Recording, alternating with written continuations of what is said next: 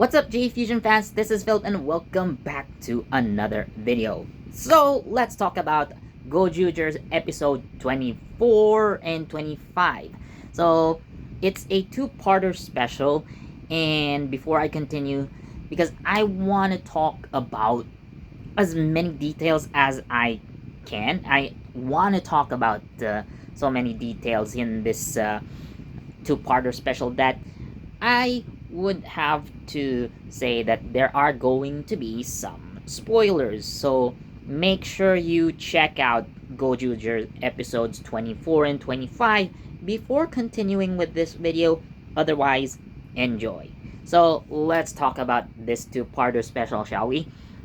So this basically involves a certain high school where the students apparently can't go home, like they're trapped in the school, and it's up to the Gozyugers to help the students, go back home. And this is according to one student who has actually been able to escape, and she asks the Gozyugers for help. So the Gozyugers, so especially from Sumino, because she is the detective, and she's the one who basically took on the case, and again with the other Gozyugers, so they try to infiltrate this school and find out what's happening. So it turns out that there are two universe warriors involved in this case. So the Lupin Red Universe Senshi, or Universe Warrior, and the Pat Ranger Universe Warrior. And there's also a number one monster or a no one involved in this case as well, which is the Seishun no one. So Seishun no one apparently has been working with the Patoren Ichigo Universe Senshi, and basically they kind of trap the kids in the school so that they kind of enjoy their youth, so to speak. But Kinjiro, of course, being an old guy in a 17-year-old body, basically says like this isn't really the type of youth that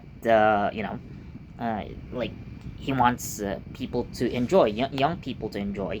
And of course they try to fight the monster, but Patoren Ichigo is in the way. So this is another highlight of this two-parter. So this Lupin Ranger versus Pat Ranger shtick that of course we know that these two Sentais have been made as like rivals to each other from the get-go, and it was really interesting how Toei utilized these Sentais in this special, again this two-parter. And like the casting is very, very interesting. So this is going to be quite spoiler-ish, but actually like the week before, so like around the end of episode 23, so we already have been shown so who are going to be in episode 24. So we already know, so Daiga Terasaka is the Patoren Ichigo Universe Senshi. So we if you don't know, or in case anyone forgot, so Daiga Terasaka was actually Kengo Manaka, aka Ultraman Trigger. So, and his casting as the Patoren Ichigo Universe Senshi makes a lot of sense. So there is a bit of a reference to his past role with his henshin pose, and the fact that the Pato Rangers can summon trigger machines. So I think that's a nice reference. And in episode 25, he actually references the smile pose that Kengo actually does within Ultraman Trigger a lot, and that's kind of Kengo's thing. So he is basically like the student body leader, the student council president, if you will, or at least he's the head of like the student disciplinary committee. So something that I don't know if schools in other countries have this, but this is quite common in Japan, if I would say so, because I can see it in other media. But it's a group of students who work together to keep like order in the school, like to make sure like other students are following the rules. And again, it's his job, so that's his main role, and being Patone Ichigo helps him do it. So now we get to the Lupin Ranger Universe Senshi. So the Universe Senshi who plays the rather the actor who plays the Patone Lupin Ranger rather Universe Senshi is none other than Mr. Heisei Rider himself, Seiji Takaiwa. Now, he plays what looks like the school's janitor, but there's actually more to him than what we see, and his reasons for fighting are kind of different. So, anyways, so we learned that the Universe Senshi, or the Pato Ranger rather, the Pato Ranger Universe Senshi is actually controlled by the Seishin No One, and they've been actually working together, and that's actually why the students are trapped in the school. But thanks to the Lupin Red's ability, so he's able to unlock like students and like free them from the control of the No One, which would allow them to escape. So basically, these two Senshis fight, but in the end, so like Patone Ichigo realizes who this Lupin Ranger is, and well, of course, at the end they defeat the Seishin No One, but apparently there were two No One monsters in this school. The second one so appears at the end of episode 24. That would be the Dokonjo, or Konjo No One, and this would be like the monster of the week that would be our main enemy for episode 25. And what's interesting about these two No One is that like they don't have to, or at least the Konjo No One says that he's not really working for Bryden, so like he has his own agenda, and basically mentions that he wants to he wants world domination or something like that, at least on his own terms. But nonetheless, knowing that there is a real threat, so the Lupin Ranger and the Pato Ranger Universe Warriors eventually work together, of course with the help of the Gozyugers, so they end up defeating this monster in the end. So that's basically the plot. So first, the casting. So I've mentioned earlier, so there were two very important actors who appear in this one.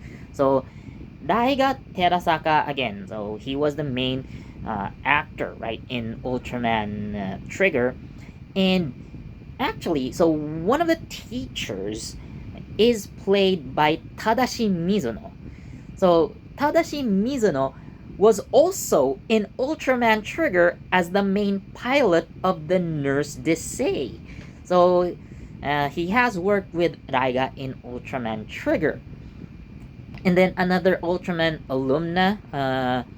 So we have Haruna Enomoto, who was the student who basically asked Sumino for help.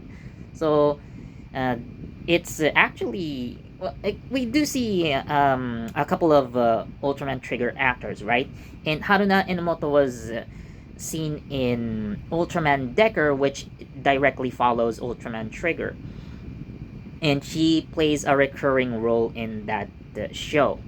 So we can also say it's some sort of a reunion because the show, or the episode rather, these two parters, so they were directed by Koichi Sakamoto, who was also directed both Ultraman, if I'm correct. So Ultraman Trigger, Ultraman Decker, I think he was the action director as well.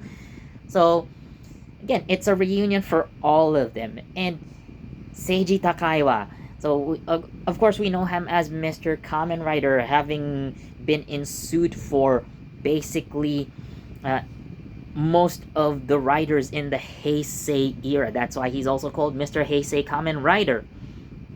And, of course, we cannot forget that he was also a Super Sentai stunt actor. And one of the most memorable suits, or I guess roles that he did, was being the suit actor for Ninja Red in Kaku Ranger. But that's just one role. I believe he did other suit acting roles in Super Sentai as well, but that's his most popular role within the Super Sentai series. But again, we can see him as an actor, and despite having retired from being Kamen Rider, a Kamen Rider suit actor, it's nice to see him still like kicking butt on screen. And his henshin poses, like he references like his other roles in the Kamen Rider series, which is really really interesting. So that would be like peak for me. And another thing that I really love about this two-parter, so basically focusing on episode 25. So I forgot the name of the actress. I couldn't find. So there is one girl. So the character is basically Seiji Takaiwa's daughter.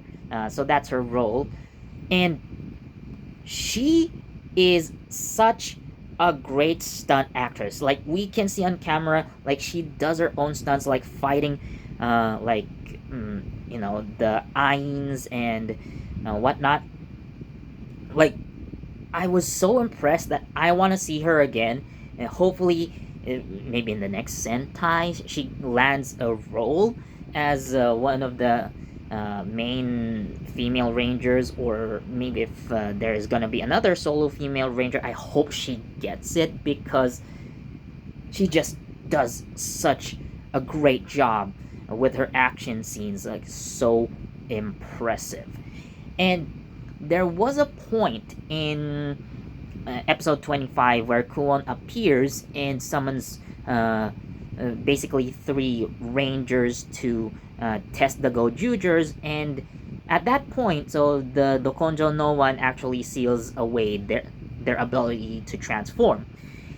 And so Kuon summons three rangers, right? So Hurricane Red, Boon Red, and Tyranno Ranger. So each of them tests the Gozyugers, and the final test was with the Tyranno Ranger. So basically, they have to fight like 10 Red Rangers, and of course, one of them is a Tyranno Ranger. So it's like a survival or gauntlet fight.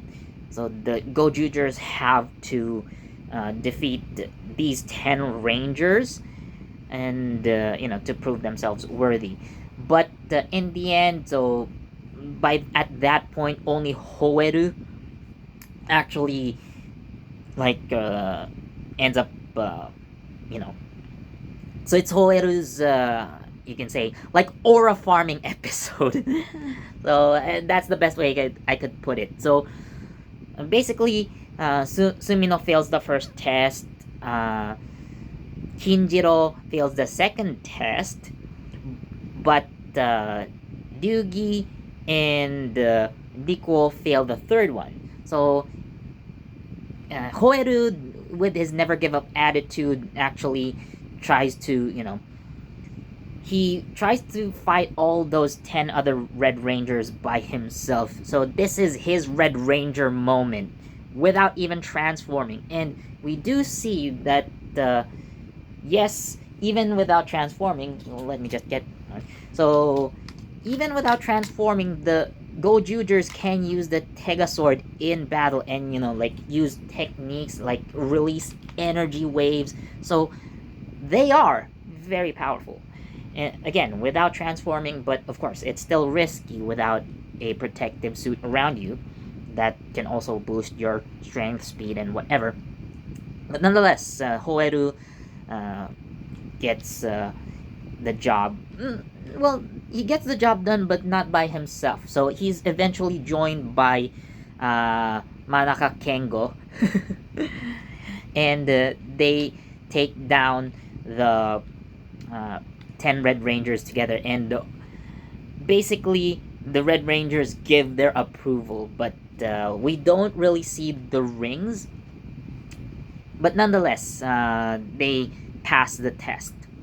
So another key point in the episode, so episode 25, is that the Orca booster actually grants Lupin Red and Patone Ichigo their power-ups. So we do see Super Lupin Red and Cho Patone Ichigo, and they work together to, defeat the, or at least take down or weaken the Konjo no one.